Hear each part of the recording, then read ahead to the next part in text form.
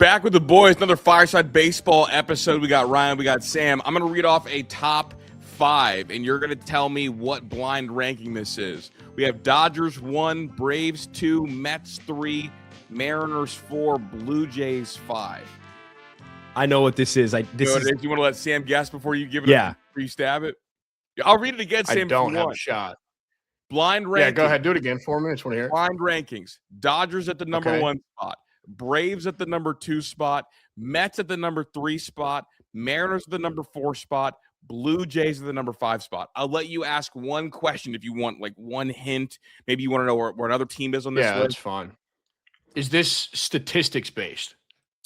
It's projection based. Okay. Is this like, I would assume, is it like highest division winner odds? No, it's not. It's not odds. Okay. Ryan, you want to fucking go? I know it. So I know it. That's how confident I am. The Yankees are 8th on this list. This list is the MLB lineup rankings according to ESPN. They have the Yankees who are running back what was the best offense in baseball a year ago, all the way down there at 8. They have the Cubs, A's, Mariners, Mets, Braves, Dodgers, and who did I miss? Someone Blue else. Jays? Blue Jays ahead of them. Can I interject? They said that the Cardinals and Yankees have the same number of holes in their lineup. Correct.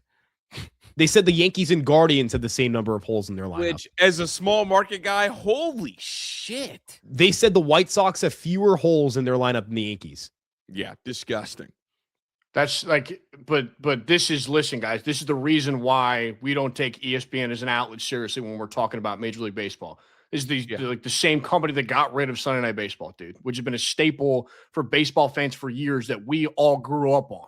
I'm not taking that seriously. I am not. It's ludicrous. It's ridiculous. It's ridiculous that we're even giving it attention. That's how stupid it is. I've never been more flabbergasted at a ranking ever. That is so dumb. That is dumb. It's stupid.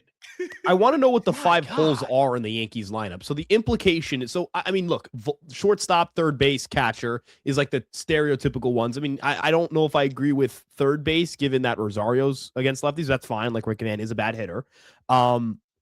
Where are the other two? Do they think Grisham's a hole? Okay, that's 4. Who's the 5th? What's one of Rice? That's such a disingenuous hole if you are counting Grisham as a whole. But they're counting Rice as a hole. They have to. Yeah. It's either Rice, Chisholm, Bellinger, Stanton, or Judge. So you think one of those 5 guys is like the equivalent to having like Brooks Baldwin in your lineup? Yeah. I mean, my assumption would be Stanton just because of availability. Because the other, 4 guys, I mean, the other 4 guys were all for silver sluggers. So, but you're the giving assumption them would credit. be that it's Stanton. You're like trying to think logically. Like clearly, I think Chris is right. It's clearly Ben Rice is going to be viewed as the whole because they're Ben Rice. They view Ben Rice as the whole 100%. Like which is insane, dude. He was up for a silver slugger, and honestly, he should have won a silver slugger. Should have won it. So that's it. That's unbelievable. Unbelievable. I am furious to start this show. That's nuts. And who's it? Hold on. Who's it? They had the Braves at 2, right? The Braves are 2 coming off a year where they were a bad offense.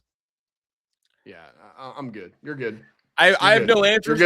I had to float it out there, laugh a little bit or maybe get mad a little bit. What I do want to start with is the tall lefty, Chris Sale, contract extension. Look, man, I mean, he's a guy who is kind of, I think, iconic to all three of us. I mean, to me, he's really iconic. Like lefty, that arm slot, really dominant. We're speaking about the Braves right now. I have the Braves-Pirates game on right now. Thoughts on the Chris Sale deal? We'll start with Ryan. He's a very good starting pitcher. When he's available the last 2 years, he has been one of like the 3 or 4 best starters on a per rate basis. He's a strikeout machine. He still looks as good as he did a few years ago. We haven't seen a downtick in velocity. He's been healthier than ever the last 2 years, which is kind of crazy to think about. He's a very good starting pitcher. Again, like pound for pound, when he's on the mound, how many guys are going to clearly outpitch him? It's probably like Skubal, and then like that's it for me, because I know it sounds a little crazy, but like, do I think Crochet will outpitch him on a per start basis? Not that confident. Skeens, not super confident. Like, not saying they can't, not saying Sale's going to outpitch them either, but more so that they'll go toe to toe with each other. Right. And like the only guy that I have ahead of him. It's $38 million, whatever, the next 2 years. Yeah. And they need starting pitching badly. He's one of the only guys who doesn't doesn't keep getting surgery every year. So I don't know what the Braves throwing program is, but it's got to be horrible, dude. Everybody just like arms are just exploding left and right. Yeah. Crazy, man, crazy. But I like this deal a lot, obviously, because you're keeping a star player. So yeah, good for the Braves. Yeah, I mean, it's a good get to keep him in house. I mean, like, I love his story, especially coming over from Boston, because when he was in Boston, he was hurt all the time. Like, there were so many availability issues. Like, if he was able to stay on the mound, like, would have been such a productive pitcher for that team. But then they end up dumping him. Immediately went to Cy Young. Like, he goes back to prime Chris Sale, White Sox Chris Sale that we like grew up watching, for so many years. So he's unbelievably important to this Braves team. Like you guys said, like everybody's arms just kind of keep exploding, which is ridiculous.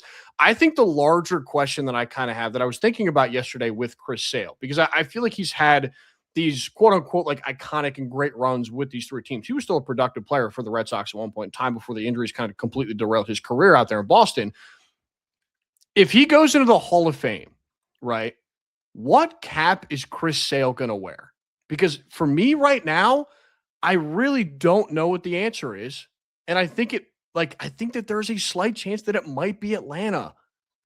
I want him in the Braves cap in the Hall of Fame, and that's just pure bias. Like I'm a Braves guy. I think that's my NL team. I was born there. But no, I would say Braves, but it's likely Boston. Like if I got to think logically, right? Yeah. Like the most iconic version of Chris Sale was in Boston, right? Like that was the most dominant version. Mm-hmm. I think you should blank cap it. I think you should blank cap it. I think that he won a Cy Young with the Braves. He came up with the White Sox. He won a World Series with the Red Sox. Like each stop is a significant one. I think the fact that his Red Sox tenure ended the way it did is important, but he did peak as one of, like, you could argue it pound for pound the best pitcher in baseball. But I don't know. I think I think it would be better served for him to honor all three of his stops by just not having a cap. But I'm not saying I would judge him either way. That's just what I would do, I think. Well, 24, he won Triple Crown, right? I didn't realize that, I guess. He was ridiculous, man. Yeah, and 20, he was unbelievable. Wins leader, ERA leader, and strikeout leader in 24, plus comeback player of the year, plus Gold Glove, and MLB for 24. Yeah, Braves cap. 24. That's 24 is his best year of his career. If you just look at the accolades alone, like I just stuff removed, accolades alone, 24 is the best year of his career. And that's why I posed the question. Matters. And that's why I posed the question because I feel like to all three of these teams that he's made his stops at, he's made such a significant contribution that, like, I don't necessarily look at Chris Sale as a White Sox or a Red Sox or a Brave. I think that the collective, he's had remarkable moments in all three stops to the point where I think that's a really important question to, like, when it gets that time, because he might be in the hole at some point that, like, hey, what are you wearing when you go in? So that's why I wanted to ask you guys that. Yeah, brave him. I think I'm with also it, dude. I'm down. Yeah, I think I'm with the Brave thing. I will not discount the fact that in 2018 he won a World Series and had a 1.98 FIP with a 2.11 ERA in 27 starts. That I will not, as a Boston Red Sox pitching in freaking Fenway Park. Balls were kind of juiced that year. Yankees in that same division. Not gonna ignore that. I'm gonna ignore it. That's fair. That's fair. That's fair. I'm hating in a real way. From one lefty, I want to talk about the other lefty real quick. Scooble, one start in the WBC. Guess what? We'll go, Sam. I saw this and I was kind of bummed. It didn't shock me, but I was kind of bummed. He will only pitch in pool play, I believe, against like Great Britain. So I think that, you know what, like that'll be Jazz Chisholm and him. That'll be his main, I guess, op on that team. Thoughts on Scuba only pitching one game and not getting him for the final? Yeah, I'm gonna give, I think, the unpopular opinion, but I do think in my mind it is the correct opinion. I think this is completely wrong.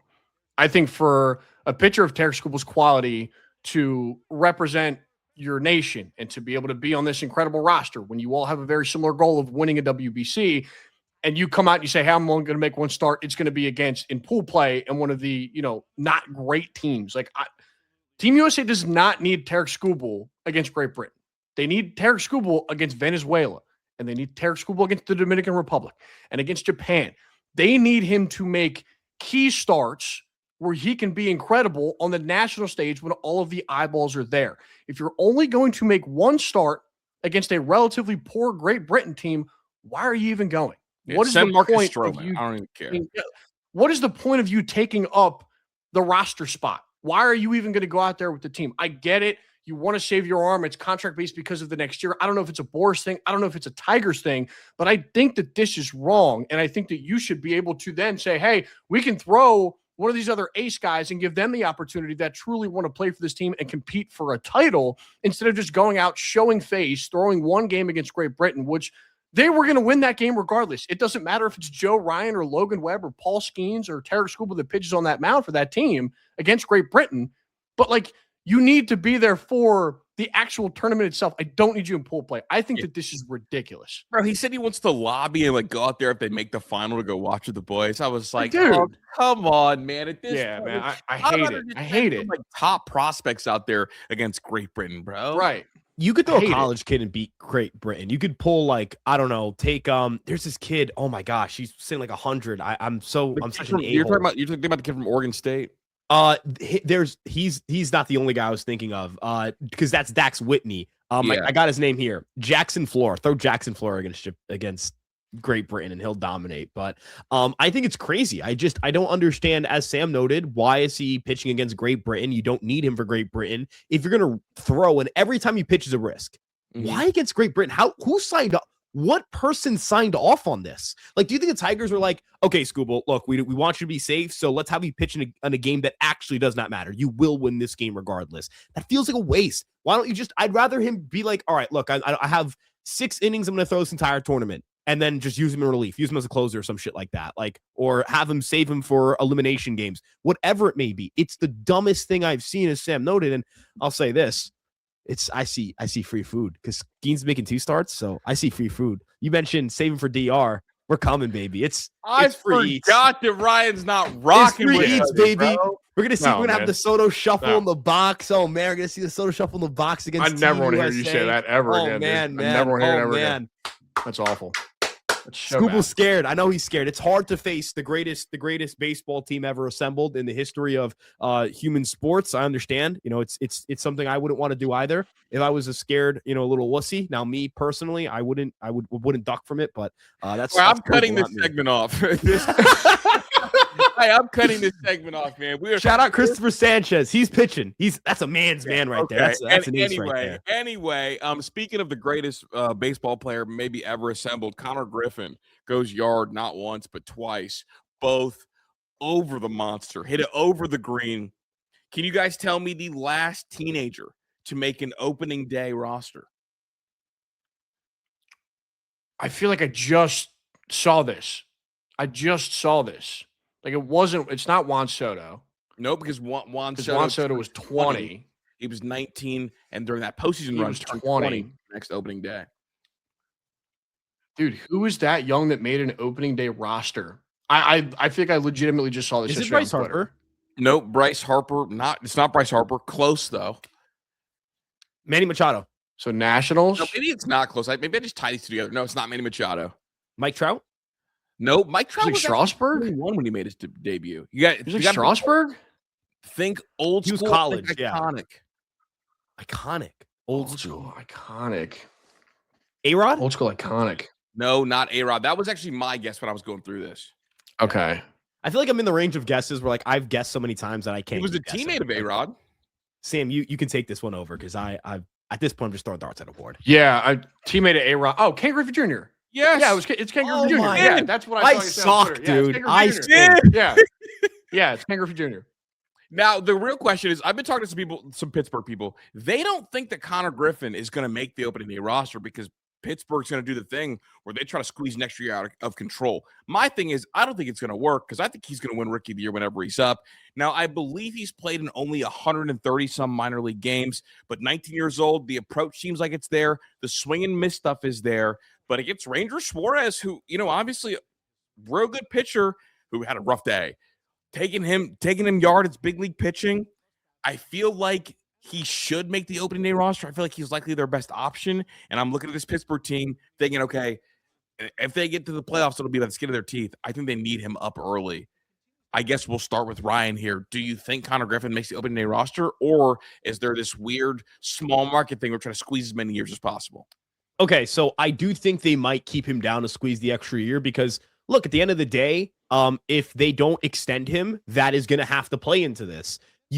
saw them do that with Skeens. I imagine they would do the same with Griffin. I don't think it's also something that's going to be hard to explain to the public. Explain that a guy with 122 minor league games, as you mentioned, is still a teenager, needs a little more seasoning. It's not like that's going to draw the ire of Pittsburgh fans if he comes up in May. So from draw the ire of me, and I'm a Pittsburgh fan. No, I want to see Konnor Griffin up, but I do think that they can win the PR battle and win. Like there's a strategy thing behind it as well. Like I get it. So I think, as you said, he is their best shortstop in the organization. He might be the best position player on that team right now. At least has a chance to be. That's how good he is. That's how talented he is. He's a freak of nature physically. You rarely see guys with that kind of power, speed, ability to stick at a premium position. He's their best shortstop. Now, best shortstop doesn't always mean make the roster when you are a 19-year-old who, the second you come up, it's like, all right, he's got 6 years until, or maybe 5 years until he's gone. 6 years if they might trade him before the 6th year. We'll see. So, yeah.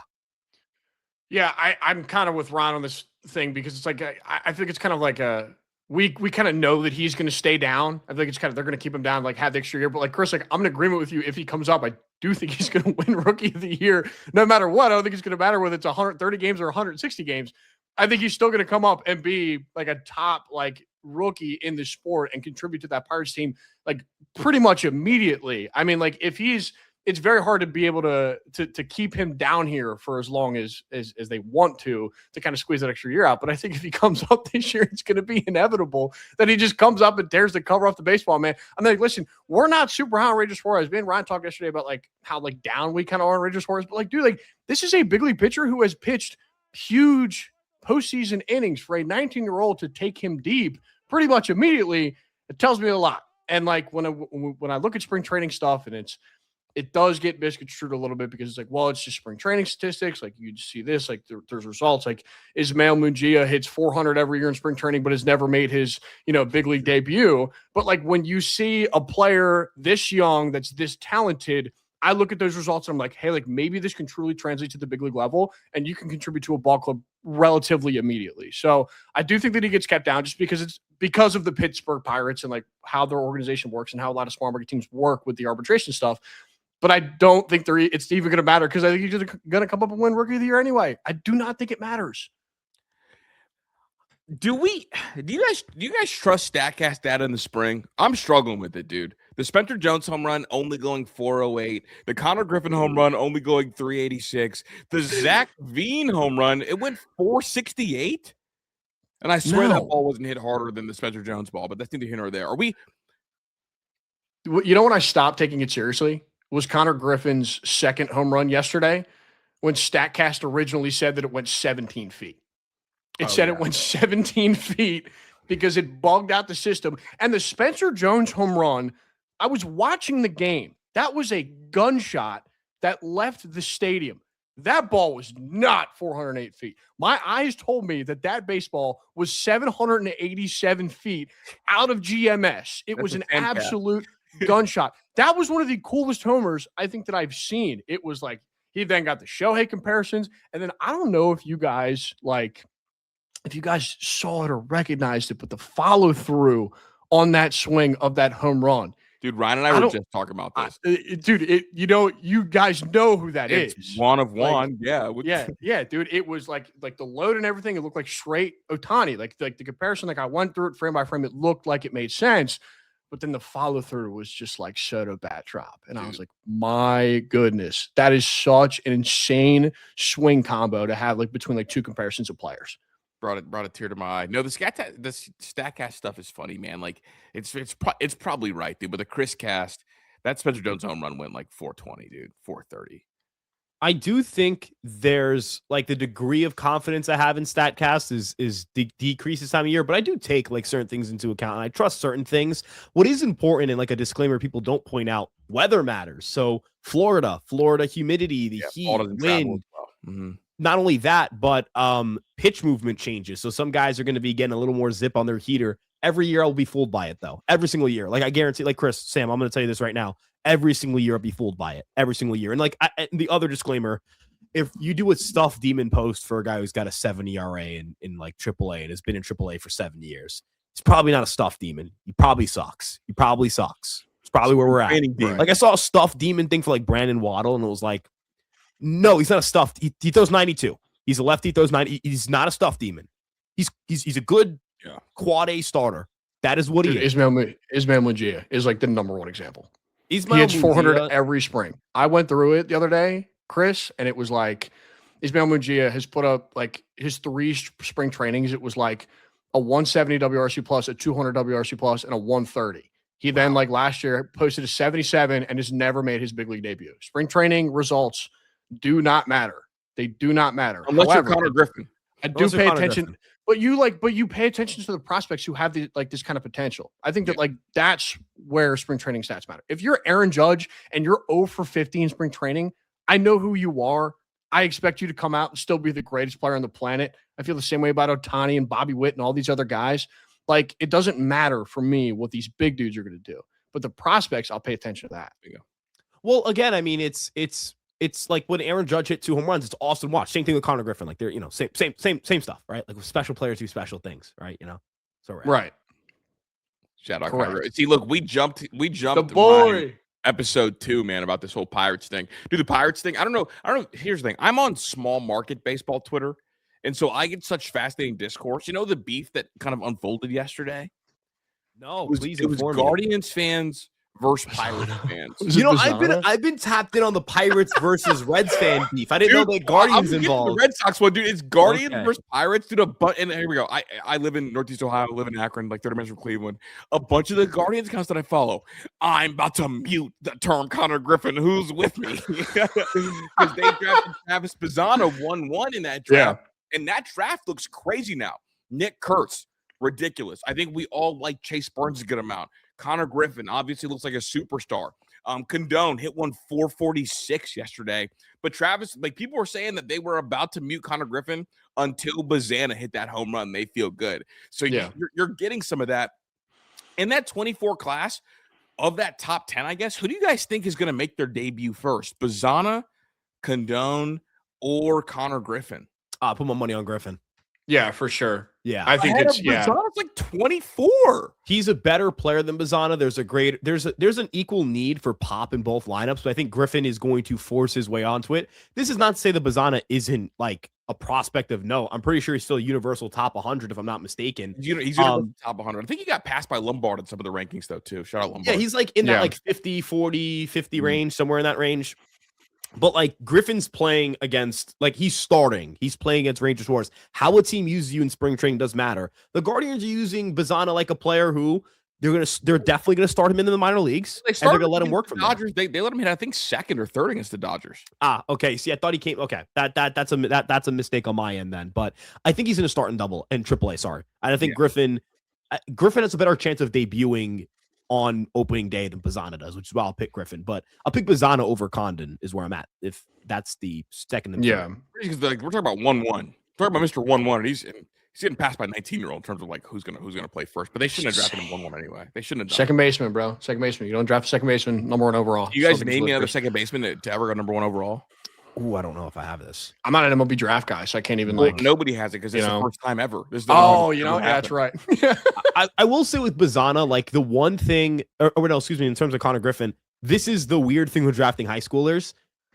Some of them turn out to be horrific, like they're not even in the big leagues, and some of them they're just awesome. They're incredible ball players. Like I mentioned him, I think at this point almost every podcast, but like Dax Kilby was drafted outside of the top 30, and he is undeniably one of the 10 best prospects in his draft class right now. Like that just happens. So variance there. I think again, the team that got the most screwed here, the Chicago White Sox and Hagen Smith. I'm going to keep saying it. That is by far the biggest missed opportunity of that group. Because he might be a zero. Like he's the one that looks like he could be a zero. Like if you're gonna point one. If he gets to the big league, something went really right in his development between now and then.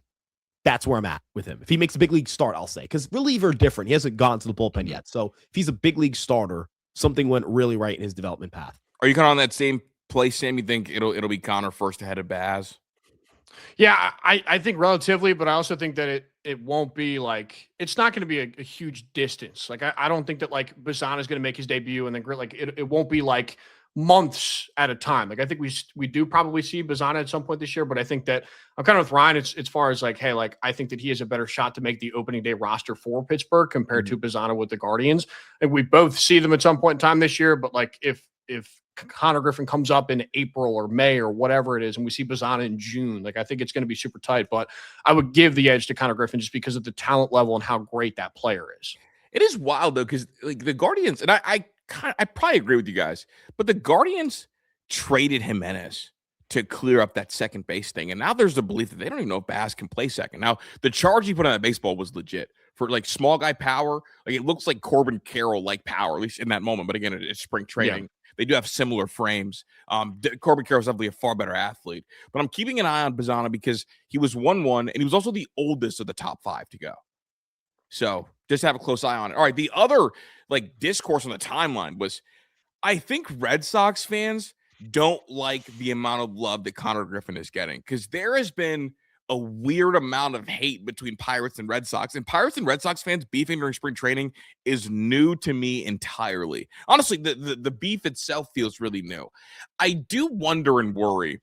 A couple of the bigger Red Sox accounts, Hogdale did one, and then Barstool did like would Roman Anthony be your best player? I feel like there's some overrating going on. Like, I guess has Roman Anthony accidentally become overrated, or is this more a product of like early spring training helium?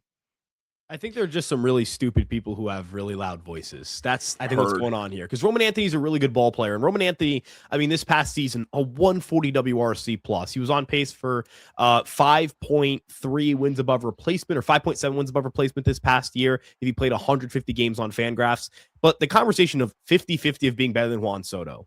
Juan Soto at age 21 had a season where he was on pace for 8 WAR if he played 150 games. Roman Anthony, 140 WRC plus. Like, I want to emphasize how awesome that is for a 21-year-old.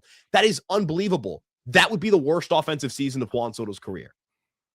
The worst. So when we do like 50-50, I think that's crazy. Like we've seen 71 games where he had a 400 batting average on balls in play. That is unsustainably high. You will never see a 400 batting average on balls in play consistently year over year. And there's more swing and miss than I thought there was going to be. He's going to have to bring some of that down a little bit. He's going to have to be a little more aggressive in zone. Like, there are things he has to work on. He had great defensive numbers. Defense is very volatile year to year. Like, it changes a lot year to year. I think he's a really good defender, but like, I don't know if he's going to remain an elite defender to that rate. So there's a lot that can change here. Defensively, I'm going to give one comparison here. Do you guys remember when Oswaldo Cabrera came up and he started playing right field for the Yankees? And I do. He had the iconic it's unbelievable. robbery, man. Yeah, he had 7 defensive runs saved and 3 fielding run value. He was one of the best defensive corner outfielders in baseball. And then he was so bad in the corner outfield that he's never really played there again, because that can just happen. You can just have stretches where you're really great or really bad defender. Like that goes both ways. So I think there's just way too much buying into things that you can't buy into in a small sample size, like defense, like batting average on balls in place, things of that nature. Dude, Sam, Hogdale got asked, would he be okay with 130 OPS plus and and 4 WAR? And he said he'd be disappointed because he put up 3.1 more in however many games last year, no matter how you slice it. And I'm like, are we asking for way too much from Roman Anthony in his first full season? Yeah, I think we're asking for him to be the best player on the planet. I think that's what you're looking at right there. You would take a 130 WRC plus and a 4.0 F4 from any player, and you would look at it as like, hey, that is an incredible season. You had an awesome year. Like, you're probably top 5 in your position. Like, you're awesome. But yes, to answer your original question, I do think it has reached a point where Roman Anthony might be a slight bit overrated. And I wanted to bring this to the table with you guys, because when we start talking about these small sample sizes and how these players can flame out eventually, we're Yankees guys, right? So I then look and I think about, guys that we've seen that have come up and have been incredible, but then have kind of flattened out after that. Gary Sanchez in 2016. You guys remember Gary Sanchez in 2016? He looked like the best hitter on the planet. Okay, he was the greatest. Gary Sanchez, when he came up in 2016, he played 53 games, okay? He hit 20 home runs, and he put up a 3.0 F4. The following season, right, he got a full year run. He played 120 games. That year, 4.1 F4, 33 home runs in 122 games. So that was a full year of Gary Sanchez, where it's like, hey, you were a 4.1 F4 player with a 130 WRC plus. You're productive. We love that. You're awesome. You're probably top 5 in your position. If you look at Roman Anthony and what he was able to do last year, it's kind of pretty much exactly what Gary Sanchez did in his first call-up. So, like, for us to sit here and talk about Roman Anthony like he's going to be better than Juan Soto, I think you're unbelievably nuts. And this is not me saying, yeah, I think Roman Anthony's going to be horrible. I think that Roman Anthony's going to be a bad baseball player. I think he's going to be a great baseball player in this sport, right? But for us to sit here and talk like that over a 70-game sample is absolutely stupid. It's dumb. And if you look at a player that's going to post a 130 WRC plus and a 4.0 F4, I will take that on my baseball team every single day of the week. I get it. You guys want him to be great, but this is a 70-game sample size we're talking about here. After 53 games of Gary Sanchez, I thought I saw the best hitting catcher I've ever seen in my life putting up 3.0 F4 in that span. Gary Sanchez, after that, had the 4.1 F4 season the following year, right? In his first full year of run. He reached 2.0 F4 1 year after that during the course of his career. Yeah. He looked like the best hitter on the planet. Right. So yes, man, it's dumb and it's stupid. And I think Roman's going to be great, but there is a chance that it doesn't work out. It's still there. And really what you're setting up, like what Boston fans are setting up by being this loud about it, it's like at the end of the year, if he finishes with 3.5 WAR and, 28 home runs, people are going to be like, almost like, look, he was overhyped. And I was like, no, that's a good season. It's like, well, we're just holding him to the standard that you guys set us to hold him to because you guys know him super well. So I don't know. I thought it was fascinating kind of seeing the discourse. And I only think that it started getting loud because the Konnor Griffin hype started getting really loud too. Like Jeff Passan tweeting, Konnor Griffin's a superstar. And it's almost like, it's like Roman Anthony became the Toy Story meme, at least among social media. I don't want to play with you anymore. I like lying about the next guy now. I don't want to lie about you anymore. I want to lie about the next one. And I think Boston fans have reacted incorrectly to that. If you're a football guy, if you see how Patriots fans talk about Drake May's a great football player. I actually liked him more coming out of the draft than most people did. I thought he was as good, if not better, than Caleb Williams coming out of the draft. My flex for draft side of it was my quarterback one. That's my I loved him, right? But there was this you have to think he's like the second or third best quarterback in the NFL. Yeah, he's better than Josh Allen. Yeah, he's better than Lamar Jackson. He goes plays the 4 best defenses he's seen all year, and he looks like dog shit. Yeah, they start calling him break the schedule May.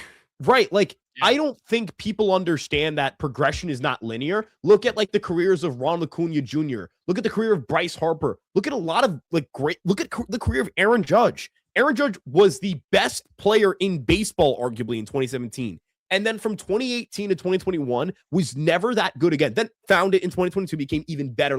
One of the weirder careers out there. But it's not like you go from, okay, I was on pace for 5.7 WAR. Now I'm on pace for 8 WAR the next year. I also want to point out, not to try and downplay how good it is to be on pace for 5.5 WAR in your first year, but it's not like he was on pace for 10 WAR. It's not like he was playing like rookie Mike Trout. You know what I'm saying?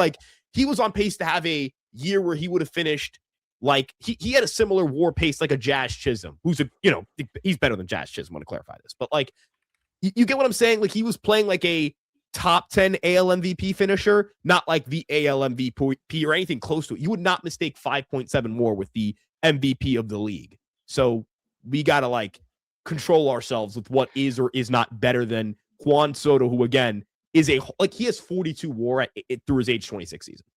Yeah.